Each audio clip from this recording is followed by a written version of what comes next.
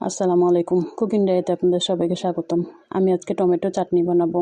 এটা খেতে কিন্তু অসম্ভব মজার হয়। এখানে আমি টমেটোগুলোকে অর্ধেক করে কেটে নিয়েছি। এরপরে লবণ হলুদ মাখিয়ে নিলাম। এখানে ফ্রাই প্যানে তেল দিয়ে নিয়েছি। তেলটা হালকা গরম হয়ে গেলে আমি টমেটোগুলোকে এখানে দিয়ে দিচ্ছি। টমেটোগুলোকে দেওয়ার পরে আমি ঢাকনা দিয়ে ঢেকে দিচ্ছি। কিছুক্ষণ পরে ঢাকনা উঠিয়ে নিয়েছি, দিয়ে আবার এটাকে আমি উল্টে নিচ্ছি। এটা প্রায় সিদ্ধ হয়ে গেছে, আর কিছুক্ষণ রাখবো। যারা ফেসবুক থেকে দেখছেন তারা ফলো করে দিন এবং শেয়ার করে দিন। যারা ইউটিউব থেকে দেখছেন তারা আমার চ্যানেলটি সাবস্ক্রাইব করে দিন। টমেটোগুলো সেদ্ধ হয়ে গেছে, আমি উঠিয়ে নিলাম। এরপরে এখানে যে টমেটোর চোকাটা ছিল সেটা উঠিয়ে নিলাম, দিয়ে এটাকে ম্যাশ করে নিচ্ছি। আবার ফ্রাই প্যানে তেল দিলাম, এখানে সরিষার তেল দিয়েছি, দিয়ে আমি রসুনের কোয়া দিলাম।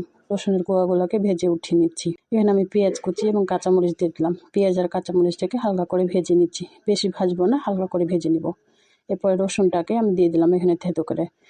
দেওয়ার পরে কিছুক্ষণ নাড়াচাড়া করে নিচ্ছি। এরপরে টমেটোগুলোকে দিয়ে নিলাম। টমেটোটা দেওয়ার পরে আমি কিছুক্ষণ নাড়াচাড়া করে নিচ্ছি, যাতে করে টমেটোর পানিটা শুকিয়ে যায়।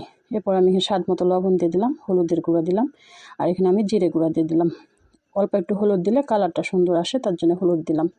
এখানে আমি চাট মশলা দিলাম, আর স্বাদ মতো চিনি দিয়ে দিচ্ছি, ধনেপাতা দিয়ে দিলাম। দিয়ে এটাকে ভালোভাবে নাড়াচাড়া করে নিচ্ছি। এটা আমার রেডি হয়ে গেছে, উঠিয়ে নিচ্ছি।